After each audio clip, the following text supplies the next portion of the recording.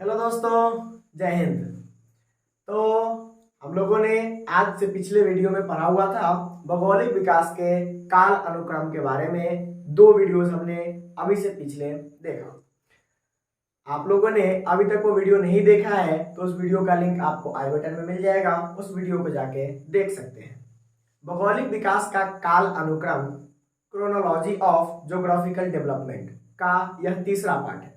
आज से पहले दूसरे पार्ट में दो और वीडियोस हैं, उसमें हम लोगों ने देखा हुआ था पृथ्वी के जन्म से लेकर और आगे की जो प्रक्रियाएं धीरे धीरे मानव जो थे वो कैसे कैसे डेवलप हुए, उसमें ज्योग्राफी का क्या क्या योगदान रहा, ज्योग्राफी के साथ साथ उसमें इकोनॉमिक डेवलप कैसे कैसे हुए, इन सारे विषयों पर हमने चर्चा किया हुआ था। आज हम लोग अगले पॉइंट की तरफ बढ़ने वाले हैं, पॉइंट नंबर 11। और इस पॉइंट नंबर में 11 में हम लोग देखेंगे 150 बीसी से हम लोग सीखने वाले हैं। 11वें पॉइंट में हम लोग देखते हैं, इसका समय काल है 150 बीसी, 150 ईसा पूर्व। इस 150 ईसा पूर्व में क्या हुआ था, यहाँ पे एक टॉलेमी नाम के जो थे वो व्यक्ति थे जो ज्योग्राफी नाम के बुक को लिखे थे। नाम क्या था उनका, टॉलेमी।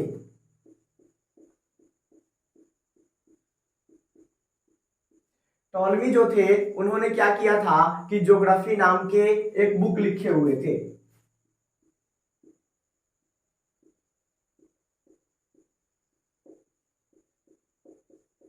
और इस ज्योग्राफी नाम के बुक में इन्होंने क्या लिखा हुआ था, तो इस ज्योग्राफी नाम के बुक में इन्होंने यह लिखा हुआ था कि सबसे पहले इन्होंने ही लैटिट्यूड और लॉन्गिट्यूड, अक्षांश और देशांतर के बारे में इन्होंने समझाया हुआ था।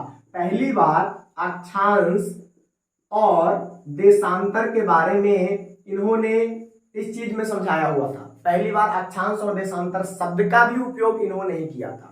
और आपको पता होगा अक्षांश और देशांतर, जब आप ग्लोब देखते होंगे तो कुछ लाइनें आपको पड़ी हुई दिखाई देती है और कुछ लाइनें खड़ी दिखाई देती है, वही होते हैं अक्षांश और देशांतर। और जब अक्षांश और देशांतर को इन्होंने देखा और इसका खोज किया, उसके बाद पहली बार, सबसे प्रथम बार क्या होता है कि कोण के आधार पर दूरियों का मापन शुरू हुआ।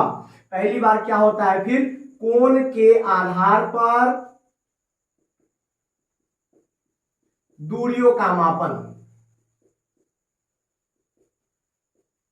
कहने का मतलब यह है कि पहली बार क्या हुआ कि इन्होंने अक्षांश और देशांतर शब्द का उपयोग किया और उसके साथ साथ कोण के आधार पर दूरियों को इन्होंने नापना स्टार्ट किया। जैसे कि आपको पता होगा कि जब कोई भी सर्कल होता है वो क्या होता है, 360 डिग्री का होता है। और इस चीज का पहला बार उन्होंने इस चीज को खोज किया। साथ ही साथ इस ज्योग्राफी नाम के बुक में उन्होंने जियोसेंट्रिक मॉडल दिया। जियोसेंट्रिक मॉडल, जियोसेंट्रिक मॉडल क्या होता है अभी मैं आपको समझा रहा हूं। तो टॉलेमी ने अपने ज्योग्राफी नाम के जो बुक था उसमें जियोसेंट्रिक मॉडल दिया। अब जरा सा समझते हैं ये जियोसेंट्रिक मॉडल क्या है। तो इस जियोसेंट्रिक मॉडल में बताया गया था कि सेंटर में, बीच में क्या है कि पृथ्वी है, बीच में पृथ्वी है। यहाँ पे जो आप जो सेंटर देख रहे हो यहाँ पे अर्थ है और बाकी इसके चारों तरफ जो है वह ग्रह परिक्रमा कर रहा है, जैसे कि सूर्य, चंद्र, इस प्रकार के जो भी है इसके अलग अलग क्या कर रहे हैं, इसके चारों तरफ परिक्रमा कर रहे हैं। तो आज आपको यह बात पता होगा कि यह मॉडल सही है या गलत है। आप इस बात को आज जानने के लिए पूरी तरह से एबल है कि अब जो है ये जो पृथ्वी जो बताया गया है कि जियोसेंट्रिक मॉडल में कि यहाँ पे जो है पृथ्वी बीच में है, जबकि यह बात पूरी तरह से गलत है। आज जो है ब्रह्मांड में सूर्य जो है बीच में है और पृथ्वी एक ग्रह के रूप में उसके चक्कर काटती है। जबकि उस समय टॉलेमी ने अपने ज्योग्राफी नाम के बुक में क्या लिखा, जियोसेंट्रिक मॉडल देने के टाइम में उन्होंने बताया कि पृथ्वी जो है बीच में है और उसके चारों तरफ सूर्य और चंद्र जैसे जो है वो ग्रह जो है पूरी तरह से चक्कर काटते हैं। और इनका जो अध्ययन करने का जो तरीका था, इनका जो पढ़ने का जो तरीका था, वो पढ़ने का तरीका भी इनका जियोसेंट्रिक मॉडल के आधार पर था। इन्होंने बुक का जो अध्ययन किया, इन्होंने जो बुक को लिखा, उस बुक में भी पढ़ने का तरीका इन्होंने बताया, यह जियोसेंट्रिक मॉडल के आधार पर बताया कि पृथ्वी को हम लोग बीच में रख के और उसके बारे में चर्चा करेंगे और ज्योग्राफी का अध्ययन करेंगे। जबकि आज आपको पता है कि ब्रह्मांड के बीच में सूर्य है और एक पृथ्वी जो है उसके ग्रह के रूप में उसके चारों तरफ परिक्रमा करते रहती है। अब हम लोग इससे आगे बढ़ते हैं अगले पॉइंट की तरफ और देखते हैं कि 12वां नंबर पॉइंट क्या है। हम लोग 12वें नंबर पॉइंट पे पहुंचते हैं और 12वें नंबर पॉइंट पे हम लोग देखते हैं कि 313 एडी। 12वें नंबर पॉइंट पे हम लोग देखेंगे 313 ईस्वी। अब जो है ईसा पूर्व समाप्त होता है और ईस्वी स्टार्ट होता है। 313 ईस्वी में क्या होता है, तो यहाँ पे एक अजीबोगरीब तरह की चीजें होती है जो कि एक नहीं होना चाहिए, है ना। और आज इस 313 ईस्वी में क्या हुआ, इस चीज को देखने के बाद और समझने के बाद आप आज के परिदृश्य में देख सकते हैं कि आज आपके भारत में क्या हो रहा है और पूरे विश्व में क्या ऐसी कोई स्थिति बनने की स्थिति में है या फिर ऐसा कोई स्थिति बन चुकी है। तो अब मैं आपको समझाता हूं कि उस समय 313 ईस्वी में क्या हुआ था। तो 313 ईस्वी में ईसाईयत जो था, रोमन साम्राज्य, वह क्या हुआ था, उसका आधिकारिक धर्म बन गया था। कहने का मतलब ईसाईयत जो था वह रोमन साम्राज्य का आधिकारिक धर्म बन गया था। ईसाईयत रोमन साम्राज्य का आधिकारिक धर्म बन गया था। अब ये जो था कि ईसाईयत रोमन साम्राज्य का आधिकारिक धर्म बन गया था, इसका मतलब क्या हुआ, इसका मतलब ये हुआ कि दुनिया में पहली बार, पूरे वर्ल्ड में पहली बार यह घटना हुआ कि ये जो चर्च जो था वह राजनीति के साथ मिल गया। अर्थात एक धर्म के प्रवर्तक, एक धर्म को मानने वाले, एक धर्म का अनुयायी, वो जो धर्म के बारे में जो लोगों को बताते हैं, उनके बारे में जो शिक्षा देते हैं, जो पूजा पद्धति वगैरह से जो जुड़े हुए रहते हैं, वैसे लोग राजनीति के साथ जुड़ गए। तो इसका अगला पॉइंट क्या निकल के आता है, जो कि आप देख सकते हो, राजनीति और धर्म का गठजोड़ हुआ। कहने का मतलब यह है कि राजनीति और धर्म आपस में जुड़ा। तो आप समझ सकते हो कि राजनीति और धर्म को आपस में जुड़ने की क्या आवश्यकता थी, राजनीति और धर्म को आपस में जुड़ने की आवश्यकता क्यों पड़ी। तो अब मैं आपको इस बारे में बताता हूं कि यहाँ पे राजनीति और धर्म जो थे आपस में जुड़ने का मेन रीजन क्या था। तो जरा सा ध्यान से समझिएगा इस बात को। आपको मैंने बताया, पिछले वीडियो में भी बताया कि जो लोग जो थे वो धीरे धीरे इकोनॉमिकल स्टेबल होना स्टार्ट हुए थे। जब आपके पास खाने पीने के लिए पैसे रहेंगे, जब आपके सारी मूलभूत जरूरतें, सारे संसाधन जब आपके पास पूर्ति के रूप में हो जाएंगे, तब आप क्या करोगे, आप जो कुछ भी जिससे जुड़े हुए हैं उस चीजों के बारे में आप जानने की कोशिश करोगे। आप चर्च में जाते हो तो आप पूछोगे कि यह चर्च कैसे, यह कौन, यहाँ पे क्यों, ऐसा ही क्यों। साथ ही साथ आप जब देख रहे हो कि ईसाई का यहाँ पे रोमन साम्राज्य निकला, तो लोग सवाल पूछने लगे कि ये जो रोमन साम्राज्य है, यहाँ पे आप ही का बेटा फिर से राजा क्यों बनेगा, क्या आपके बेटा में वह एबिलिटी है राजा बनने का, क्या आप ही के घर के लोग राज क्यों करेंगे। तो ये जो थी सबसे बड़ी दिक्कत थी रोमन साम्राज्य पे उस समय। इसका साम्राज्य छीनने की स्थिति में आ गया था, जिस समय लोग वहां पे इस चीज के लिए विरोध करने लगे थे, क्योंकि लोगों के पास अब जो था वह ज्ञान का स्तर बढ़ने लगा था, अब लोग प्रश्न पूछने लगे थे। तो उस परिस्थिति में वहां पे एक प्रकार का डर लोगों को बनाया गया। अब वह डर जो था वह राजा के द्वारा बताया जाता तो लोग, कोई भी लोग नहीं मानते, क्योंकि अब लोग इतने शिक्षित हो चुके थे कि राजाओं के द्वारा बताए हुए डर का मान्यता नहीं देते। उस परिस्थिति में जो ये रोमन साम्राज्य थे वो ईसाई धर्म के अधिकारी का सहारा लिए, जो कि चर्च के लोगों के बारे में समझाते थे कि ये जो धर्म के बारे में, जो चर्च के बारे में जो चर्चा करते थे, उसके बारे में उन्होंने उनसे सहारा लिया। तो वो सहारा कैसे हुआ?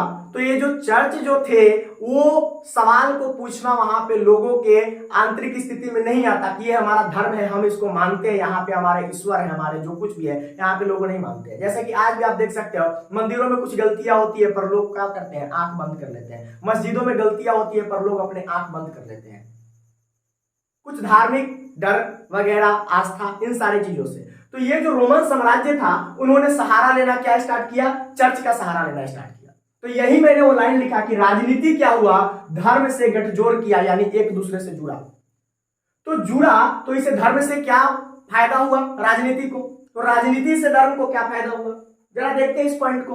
तो यहां पे क्या होता है कि ये जो है बताते हैं, यहाँ के चर्च में रहने वाले लोग बताते हैं, चर्च में जो लोग रहते थे, जो पूजा प्रधान वगैरह जो भी कराते थे, वो लोग बताए कि राजा जो है आपका भगवान है, आपका गॉड है।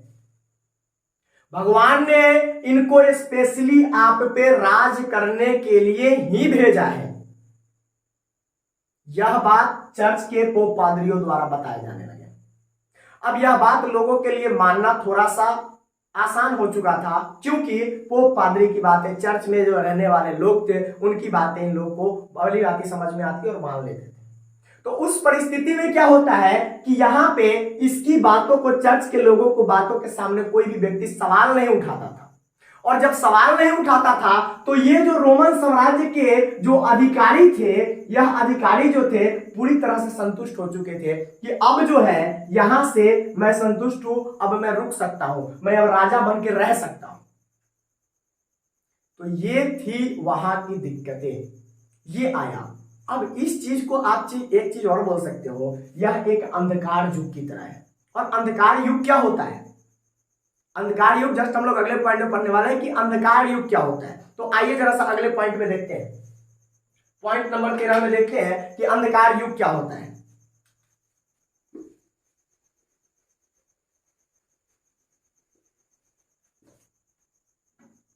तो यहां पे जब हम लोग 13वें पॉइंट में जाने वाले हैं, इसका जो समय काल है वह 400 से लेके 1300 ईस्वी है। 400 से लेके 1300 ईस्वी। अब इसमें क्या होता है? 400 से लेके 1300 ईस्वी में एक समय काल में यहां पे जो होता है यूरोप में, यहां पे ईसाई धर्म में जो रोमन साम्राज्य था वो तो हुआ, साथ ही साथ यूरोप में बौद्धिक विमर्श पर रोक लगा दिया गया। यूरोप में क्या किया गया? बौद्धिक चिंतन अर्थात मानसिक चिंतन पर रोक लगा दिया गया।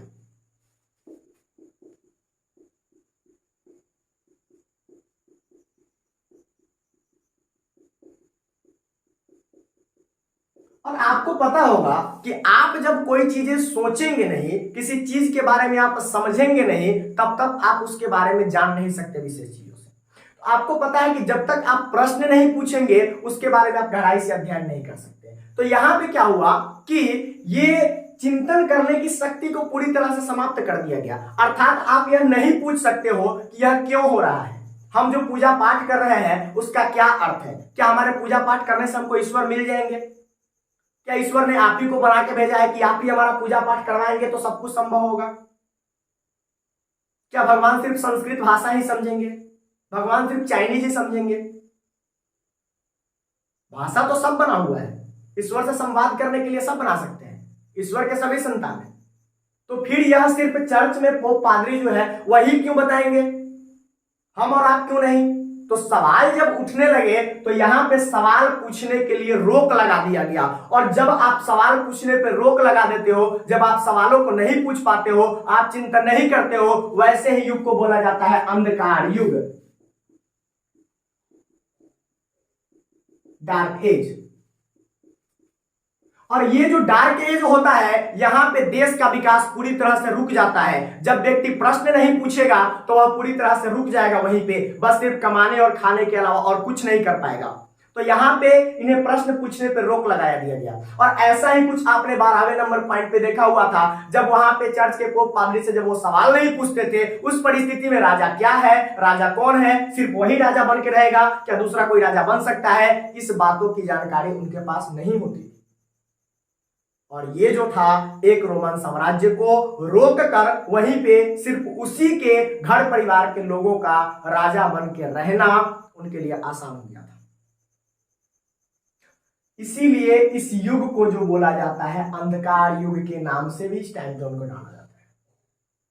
अब जरा सा हम लोग इससे अगले पॉइंट पे चलते हैं। इसके साथ साथ और भी बहुत सारी चीजें हो रही थी। एक तरफ यूरोप में आपने देखा ये, जबकि देखते हैं सऊदी अरब में किस प्रकार से कैसे कैसे प्रसार हो रहे थे किस चीज के।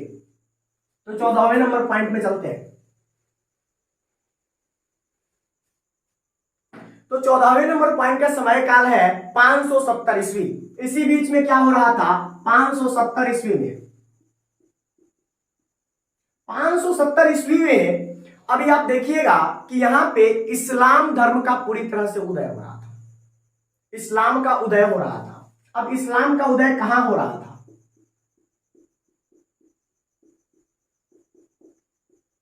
अब इस्लाम का उदय हो कहां रहा था? इस्लाम का उदय हो रहा था सऊदी अरब में। इस्लाम का उदय सबसे पहले शुरुआत कहां हुआ? सऊदी अरब। अब यह सऊदी अरब में आपने दो जगह के बारे में जानते होंगे, मक्का और मदीना, जहां पे उस धर्म के, इस्लाम धर्म के, ईसाई धर्म क्या बोलते हैं, इस सब को मानने वाले लोग जो होते हैं और मक्का और मदीना जाना आज भी पसंद करते हैं और आज भी लोग जाते हैं और वहां पे इसकी अनुयायी सबसे ज्यादा थे। तो एक तरफ आपने देखा यहाँ पे 570 ईस्वी में इस्लाम धर्म का उदय भी हुआ, साथ ही साथ क्या हुआ सऊदी अरब में हुआ और वहां पे दो जगह सबसे ज्यादा फेमस है, मक्का और मदीना। तो जब धर्म का उदय होता है तो क्या होता है, धर्म के उदय होने के साथ साथ उसके प्रचार प्रसार भी बनने लगते हैं, धीरे धीरे उसका फैलाव होता है। तो प्रसार मतलब फैलाव, शुरुआत हुआ। अब प्रसार इनका कहां से कहां तक प्रसार होने लगा, जरा सा उस चीज को देखते हैं। तो इनका जो प्रसार था वो आप देखिएगा कि इनका प्रसार जो हुआ वो नॉर्थ अफ्रीका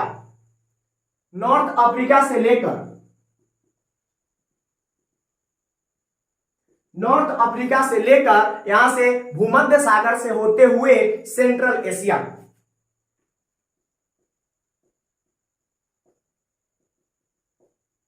भूमध्य सागर से होते हुए सेंट्रल एशिया, मध्य एशिया, और मध्य एशिया से होते हुए तब कहां पे पहुंचा? भारत और चीन। आपको मैंने एक चीज और बताया था पिछले वीडियो में कि ये जो भारत और चीन नॉर्थ अफ्रीका से लेकर भूमध्य सागर और भूमध्य सागर से सेंट्रल एशिया से भारत चीन तक आया, इसमें आप पिछले वीडियो में देख सकते हो, जो कि आपको आई बटन में उसका लिंक मिल सकता है। यहां पे जो आपने जो देख रहे हैं ये जो एरिया, यह एरिया सिल्क रूट बताया जाता है। आप यह सिल्क रूट के बारे में जानते भी होंगे, नहीं भी जानते हैं तो आप देख सकते हैं कि सिल्क रूट का खोज यहां पे किया गया था, रेशम मार्ग, मैरीटाइम सिल्क रूट, और वही जो रूट था इस धर्म के प्रसार में यहां पे मदद किया। तो आपने देखा यहां पे 570 ईस्वी में इस्लाम का उदय हुआ और इस्लाम का उदय सऊदी अरब में हुआ। सऊदी अरब के दो स्थान जहां पे सबसे ज्यादा महत्वपूर्ण है, मक्का और मदीना। इसके बाद में क्या होता है कि इसका प्रसार शुरुआत होता है। प्रसार कैसे कैसे होता है? सऊदी अरब से होते हुए नॉर्थ अफ्रीका से होते हुए भूमध्य सागर के रास्ते से होते हुए सेंट्रल एशिया तक पहुंचता है और सेंट्रल एशिया तक पहुंचने के बाद में तभी आता है भारत में और फिर चीन में। तो अब हम लोग चलते हैं अगले पॉइंट की तरफ।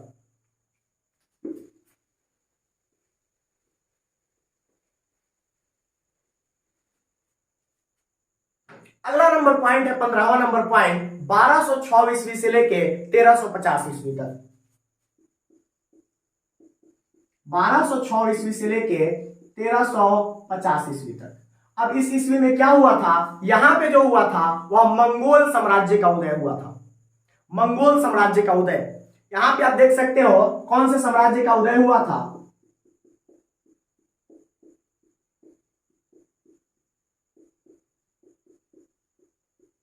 मंगोल साम्राज्य का उदय। अब ये मंगोल साम्राज्य का उदय जो हुआ था तो फिर आपने देखा कि उधर में जिस धर्म का उदय हुआ उसके बाद उसके प्रसार शुरुआत हुआ। तो जब इसका भी जब उदय होगा तो सारे लोग अपना अपना प्रसार शुरुआत करेंगे। अब ये जो धर्मों का उदय आप देख रहे हो, आप साम्राज्य का उदय देख रहे हो, क्या यह बातें जो है इससे आपको और कुछ पॉइंट्स निकल के आ रहे हैं? जरा सा मैं आपको इस चीज पे थोड़ा सा चर्चा करता हूं। मैंने आपको पिछले वीडियो में भी बताया हुआ था कि जब कोई एक भी काम होते हैं, वह चीजें जो होते हैं वो अनेकों चीजों पे प्रभाव डालते हैं और अनेकों चीजों के बारे में जानकारियां हमें इकट्ठा करने में मदद करते हैं। इतिहास में जो कुछ भी हुआ है वह इतिहास में ज्योग्राफी में भी बताता है, ज्योग्राफी में जो कुछ भी हुआ है वो इतिहास, पॉलिटी और इकोनॉमिक्स को समझने में मदद करता है। तो आपको मैंने एनसीईआरटी जो पढ़ने की जो विधि है उसके बारे में भी जब मैंने बताया था, तो आपको मैंने एक पॉइंट की चर्चा वहां पे किया था, मल्टी डायमेंशनल अप्रोच, बहुआयामी तरीके से पढ़ना। अर्थात आपने एक चीजों को देखा और वहां से अलग अलग विविध भागों में गए और उनके अलग अलग आयामों को पकड़ा और इस चीज को पकड़ने और सीखने के बारे में आपने जाना। अब यहां पे जब आप देख रहे हैं कि एक समय ऐसा था जहां पे खाने के लिए नहीं था, जिस समय पृथ्वी का उदय हुआ, आइस एज आया, पूरी पृथ्वी जो थी पूरी तरह से बर्फ से ढकी हुई थी, फिर धीरे धीरे डेवलप हुई, हड़प्पा सभ्यता आया, मोहनजोदाड़ो, लोथल, कालीबंगन, इस तरह की सभ्यताओं का उदय हुआ और यहां से सभ्यताओं का उदय होने के साथ साथ आप साम्राज्य पे पहुंच गए। इसके बीच में और कुछ भी हुआ। आप इस साम्राज्य के उदय को देखने के बाद एक चीज और समझ सकते हैं कि यहां पे इकोनॉमिक लेवल बहुत ही पीक पर था। जब आप पूरी तरह से परिपूर्ण रहेंगे तो आप आगे की तरफ अपना प्रसार कर सकते हैं, चाहे वह साम्राज्य का प्रसार हो, धर्म का प्रसार हो या किसी भी तरह का प्रसार हो। अगर आपके पास पेट में आपके भूख की ज्वाला जल रही हो, अगर आप भूखे हो, उस समय पे आपको कोई बोले आओ बैठ के मेडिटेशन करते हैं, आओ बैठ के ईश्वर भजन करते हैं, संभव नहीं है। उसी प्रकार से किसी भी धर्म का प्रचार प्रसार शुरुआत होता है, किसी भी साम्राज्य का प्रचार प्रसार शुरुआत होता है, उसके पहले आपकी मूलभूत जरूरतें को पूरी होने सबसे ज्यादा महत्वपूर्ण भूमिका निभाती है। कहने का मतलब इस समय पे लोग पूरी तरह से मूलभूत जरूरतों से आस्थगित हो चुके थे, सब कोई स्टेबल हो चुका था। अब जरा सा देखते हैं इस पॉइंट्स में कि मंगोल साम्राज्य का उदय होने के बाद इसका प्रसार कहां से कहां तक हुआ। इसका प्रसार जो हुआ वो चाइना से लेकर जेरूसलम इजराइल तक, चीन से लेके जेरूसलम इजराइल, और इसके बाद में क्या होता है कि यह जो है दक्षिण पूर्व एशिया तक जाता है।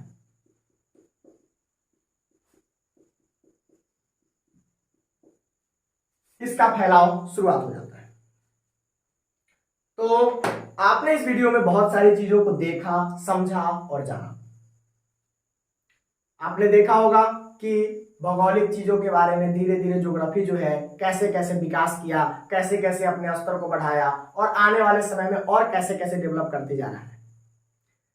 तो अगर आपको यह वीडियो पसंद आया हो या आपको ज्योग्राफी के डेवलपमेंट समझने में आपको अगर मदद किया हो तो वीडियो को लाइक कीजिए और चैनल को सब्सक्राइब करके इसे शेयर जरूर करें ताकि और लोगों के पास ऐसी जानकारियां पहुंच सके। वीडियो में अंत तक बने रहने के लिए धन्यवाद। जय हिंद।